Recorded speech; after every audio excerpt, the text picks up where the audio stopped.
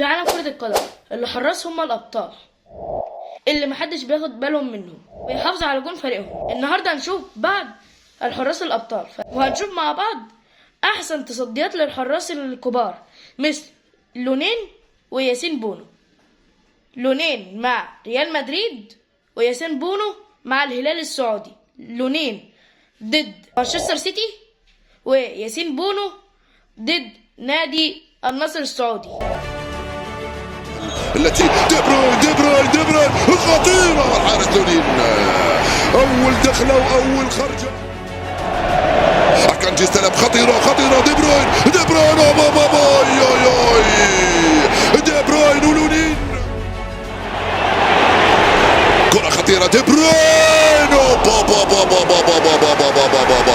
مع لونين كان عامل زي الصخرة في الحراسة ضد هجوم مانشستر سيتي، ولكن للأسف مانشستر سيتي كسبتهم واخدت دوري الأبطال وأنقذ فريقه من أهداف محققة. يلا بينا دلوقتي على ياسين بونو. خطيرة نصراوية، هي خطيرة وكريستيانو وبونو أمام رونالدو.